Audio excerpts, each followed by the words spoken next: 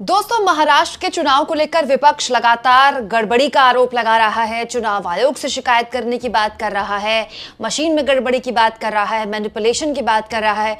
कुछ ऐसे ही आरोप उत्तर प्रदेश के उपचुनाव हारने के बाद अखिलेश यादव ने भी लगाए हैं। तो महाराष्ट्र के अंदर बीजेपी पार्टी ने जीत तो हासिल कर ली है, लेकिन उसके बाद बहुत सारे सवाल खड़े किए जा रहे हैं कि आखिर किस तरह से झारखंड को हारने के बाद भी महाराष्ट्र में बीजेपी पार्टी ने जीत दर्ज की है। लेकिन उसी चीज को लेकर एक और बड़ा खुलासा होता हुआ नजर आ रहा है कि किस तरह से एक सीट पर बीजेपी पार्टी बुरी तरह से फंस चुकी है। यहां पर ईवीएम की धांधली हुई है, किस तरह से सारा राज खुला है, आप लोग इस वीडियो को देखिए। दोस्तों, महाराष्ट्र के चुनाव को लेकर विपक्ष लगातार गड़बड़ी का आरोप लगा रहा है। चुनाव आयोग से शिकायत करने की बात कर रहा है, मशीन में गड़बड़ी की बात कर रहा है, मैनिपुलेशन की बात कर रहा है। कुछ ऐसे ही आरोप उत्तर प्रदेश के उपचुनाव हारने के बाद अखिलेश यादव ने भी लगाए हैं। उन्होंने तो इसे नए जमाने की बूथ कैप्चरिंग का भी नाम दे दिया है। लेकिन इन सब के बीच महाराष्ट्र के चुनाव का विश्लेषण अभी भी करना बाकी है। लगातार हर पक्ष अपने अपने स्तर पर महाराष्ट्र के चुनाव का विश्लेषण कर रहा है। कोई कह रहा है उद्धव ठाकरे ने भारी गलती की विचारधारा के साथ समझौता करके एनसीपी और कांग्रेस के साथ हाथ मिला लिया। आज उन्हें इस बात का पछतावा हो रहा होगा। लेकिन बहुत से लोग अभी भी, खास तौर पर कांग्रेस पार्टी के ऐसे बहुत से नेता हैं जो खुलकर कह रहे हैं कि खेला तो जरूर हुआ है रिजल्ट में। अब इस बीच दोस्तों एक बड़ी इंटरेस्टिंग सा आंकड़ा कांग्रेस पार्टी के प्रवक्ता गुरदीप सिंह सप्पल ने रखा है। दोस्तों, महाराष्ट्र और झारखंड के विधानसभा चुनाव के साथ देश में दो जगह लोकसभा चुनाव के लिए उपचुनाव भी हुए थे। दोस्तों, एक सीट थी केरला के वायनाड की और दूसरी महाराष्ट्र के नांदेड़ की। दोनों ही सीटों में कांग्रेस पार्टी ने जीत दर्ज की है।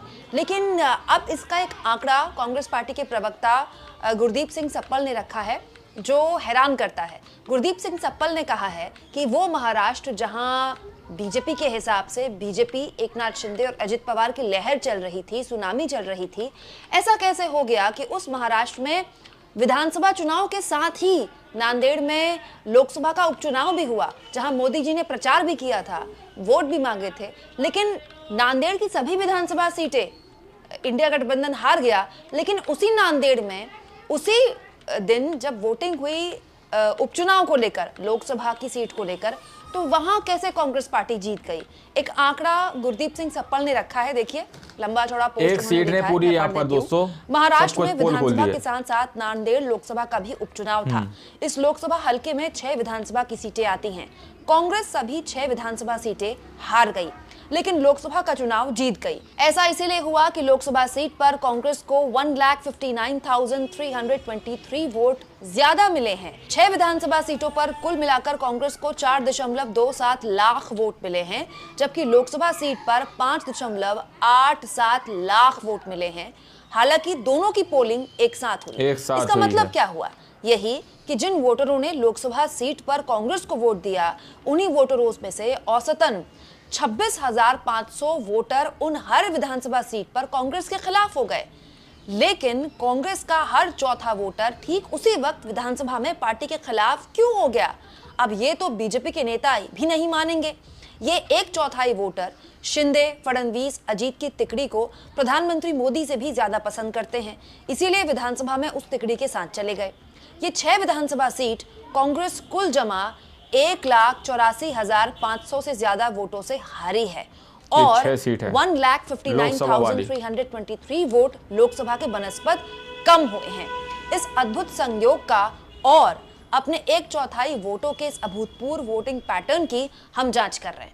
तो कांग्रेस पार्टी ने इस बात पर शक जाहिर किए। देखिए, बाकायदा उन्होंने इस पूरा का पूरा किस विधानसभा में कितने वोट मिले कांग्रेस को, किस विधानसभा में कितने वोट मिले बीजेपी को, ये पूरा आंकड़ा कांग्रेस पार्टी ने शेयर किया है कि नांदेड़ जहां की 6 की 6 विधानसभा सीटों में कांग्रेस हार गई, उसी वक्त उसी दिन नांदेड़ में उपचुनाव था लोकसभा सीट का।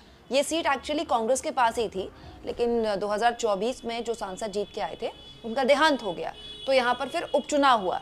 उपचुनाव में भी कांग्रेस पार्टी ये सीट जीत गई। तो यही सवाल गुरदीप सिंह सप्पल उठा रहे हैं कि एक ही नांदेड़ में 6 विधानसभा सीटों पर कांग्रेस हार जाती है, लेकिन उसी नांदेड़ में कांग्रेस पार्टी उपचुनाव कैसे जीत जाती है। ये शक जाहिर किया है गुरदीप सिंह सप्पल ने कि ऐसा कैसे हो गया कि विधानसभा चुनाव में तो कांग्रेस को वोट नहीं मिल रहे हैं, कांग्रेस वोट हार रही है, लेकिन लोकसभा चुनाव में बिल्कुल अलग तरह का रिजल्ट पैटर्न निकल देखने गया को है। मिल रहा है। तो कांग्रेस पार्टी के प्रवक्ता ये कहना है कि वो इस पैटर्न को समझेंगे, स्टडी करेंगे, करना भी चाहिए दोस्तों स्टडी। इस बीच कांग्रेस पार्टी के एक और नेता हैं दोस्तों, दिग्विजय सिंह। उन्होंने तो सीधा सीधा आरोप लगा दिए चुनाव आयोग पर। वो कह रहे हैं महाराष्ट्र के चुनाव में वही हुआ जो बीजेपी चाहती थी। उन्होंने 148 उम्मीदवार खड़े किए जिनमें से 132 जीत गए, स्ट्राइक रेट 89%। ये यदि चाहेंगे तो शिंदे और अजित पवार के बिना भी सरकार बना सकते हैं। ये चुनाव बीजेपी ने पूरा ईवीएम के माध्यम से टारगेटेड पोलिंग बूथ्स पर मैनिपुलेट करके जीत हासिल की है। लोग कहेंगे फिर झारखंड में कैसे हार गए। आप भी सोचिए, नरेंद्र मोदी जी, अमित शाह जी के लिए क्या झारखंड के महाराष्ट्र अधिक महत्वपूर्ण नहीं है? इंडिया गठबंधन को चुनाव आयोग के व्यवहार और ईवीएम द्वारा चुनाव कराए जाने के विषय पर तत्काल चर्चा करनी चाहिए। दोस्तों, दिग्विजय सिंह बड़े नेता हैं। मध्य प्रदेश चुनाव के बाद से लगातार वो इस तरह के मुद्दे पर वोकल रहे हैं, बोलते रहे हैं। लेकिन मुझे लगता है कि सोशल मीडिया प्लेटफॉर्म सही जगह नहीं है।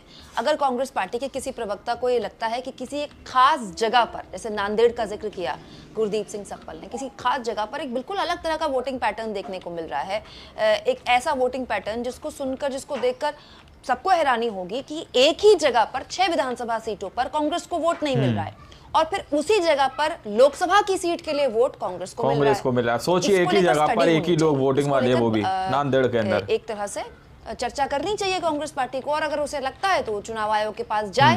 केवल ट्विटरबाजी करने से काम नहीं चलेगा। अब अगर कांग्रेस पार्टी इतना सीरियस है इस मुद्दे को लेकर, तो उसको इस मुद्दे को आगे ले जाना चाहिए। ये तो एक पॉइंट हो गया। दूसरा पॉइंट दोस्तों, गुरदीप सिंह सप्पल ने आंकड़ा जो शेयर किया है उसको एक और नजरिए से आप देख सकते हैं। दोस्तों, 2024 के बाद से इस बात में तो किसी को कोई दो राय नहीं कि मोदी मैजिक खत्म हो चुका है। गोदी मीडिया वाले कितनी भी जश्न मना लें, कितने भी बैंड बजा लें, कुछ भी कह लें कि मोदी के जादू की वजह से हरियाणा जीते, मोदी के जादू की वजह से महाराष्ट्र जीते, ये सब जानते हैं कि मोदी ने हरियाणा में कितना प्रचार किया, महाराष्ट्र में कितना प्रचार किया और झारखंड में कितना प्रचार किया। अगर जादू में इतना ही दम था तो झारखंड कैसे हार गया? महाराष्ट्र और झारखंड में क्या कम प्रचार किया था क्या मोदी जी ने? क्या झारखंड में मोदी जी की कम रैलियां थी? इनफैक्ट झारखंड में तो खुलेआम ध्रुवीकरण किया गया। महाराष्ट्र में तो फिर भी इतना कम ध्रुवीकरण हुआ है, झारखंड में तो खुलेआम रोटी बेटी का नारा दिया गया, तो झारखंड में तो नहीं चला। उसके अलावा दोस्तों, हरियाणा में तो मोदी जी ने की ही 4 रैलियां। हरियाणा में मोदी ने केवल 4 रैलियां की हैं। ये अद्भुत संयोग इससे पहले बहुत कम विधानसभा चुनाव में देखने को मिला। और हरियाणा के चुनाव के बीच को छोड़कर मोदी जी झारखंड में प्रचार करने चले गए थे और उसके बाद विदेश चले गए थे। महाराष्ट्र में भी ऐसा ही हुआ था। चुनाव प्रचार खत्म होने के करीब 5-6 दिन पहले मोदी जी विदेश चले गए थे। तो मोदी जी को तो घरेलू राजनीति से ऐसा कोई पहले की तरह बहुत ज्यादा इतना फर्क भी नहीं है और वो इतना दखल भी नहीं देना चाहते। क्योंकि ये बात सच है दोस्तों कि मोदी के नाम पर, लोकसभा चुनाव के नाम पर वोट नहीं मिल रहा है। क्या नांदेड़ की इस सीट से एक और बार ये साबित नहीं होता? अब गुरदीप सिंह सप्पल इस पर विचार करें, विमर्श करें कि ये किस गड़बड़झाले की वजह से हुआ है। क्या अगर हम इसको गड़बड़झाले को साइड में रख दें, वोटिंग पैटर्न को भी स्टडी करें, तो ये कितना हैरान करने वाला है दोस्तों। मतलब इससे पता चलता है कि जो राज्य का चुनाव है और जो केंद्र का चुनाव है, उसको लेकर जो वोटर है उसके दिमाग में एक मिनट के लिए भी कंफ्यूजन नहीं है, 1% कंफ्यूजन नहीं है। वोटर को पता है कि चाहे उसी लोकसभा सीट में लोकसभा के लिए वोट पड़ रहा है तो उसको कहाँ वोट देना है, और विधानसभा के लिए वोट पड़ रहा है तो उसको कहाँ देना है। यानी उसको पूरी तरह से बात बताइए, वही इंसान लोकसभा के लिए कांग्रेस पार्टी को वोट कर रहा है, लोकसभा के उपचुनाव के लिए, और उसी दिन विधानसभा के लिए वो कांग्रेस पार्टी को नहीं चुन रहा है। तो इसका मतलब क्या ये हुआ कि किसी भी हाल में मोदी के नाम पर जब भी वोट पड़ेगा तो मोदी उतने मजबूत नहीं उभर रहे हैं जितने पहले थे। राज्य के चुनाव में हो सकता है बीजेपी अपने मशीनरी की वजह से या अपने रणनीति की वजह से या अपने मुद्दों की वजह से चुनाव जीत जाए, अलग अलग फैक्टर्स हो सकते हैं, संघ एक बहुत बड़ा फैक्टर है। लेकिन जब भी केंद्र के नाम पर वोट पड़ना है तो मोदी के नाम पर वोट नहीं पड़ना है।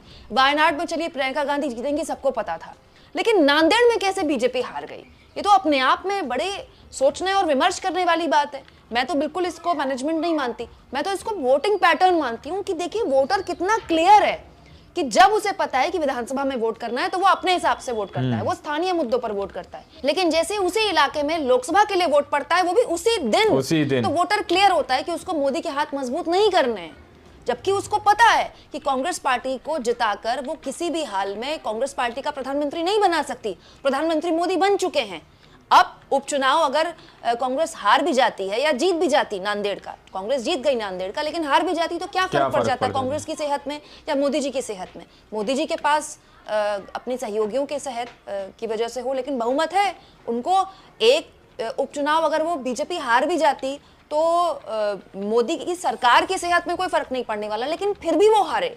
ये इस बात की तस्दीक करता है कि लोकसभा के चुनाव में मोदी के नाम पर वोट नहीं पड़ रहा है। लोग लोकसभा के चुनाव में, सांसदी के चुनाव में मोदी के हाथ मजबूत करने को तैयार नहीं है। ये अपने आप में एक इंपॉर्टेंट पैटर्न है, इसको लेकर चर्चा होनी चाहिए और बातचीत होनी चाहिए। आपको क्या लगता है दोस्तों? कमेंट बॉक्स में जरूर लिखें और जितना हो सके चैनल को शेयर करें, सब्सक्राइब करें और थैंक्स और ज्वाइन के ऑप्शन से अगर आप चाहें तो कुछ आर्थिक मदद भी चैनल की जरूर करें।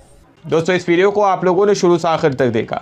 वीडियो के अंदर A to Z बताया गया कि किस तरह से एक ही सीट पर कांग्रेस पार्टी को लोकसभा के चुनाव में जो है वोट दिए जा रहे हैं, लेकिन विधानसभा पर उसी के अगेंस्ट हो जाता है। तो ये तस्वीरें क्लियर कर रहे हैं कि किस तरह से धांधलेबाजी होती हुई नजर आ रही है। बाकी आप लोगों ने इस पूरी वीडियो को देखा, सुना, आप लोग क्या सोचते हैं, क्या समझते हैं, अपनी राय कमेंट सेक्शन में जरूर दीजिएगा। मिलते हैं अगली वीडियो में, जब तक के लिए जय हिंद, जय भारत।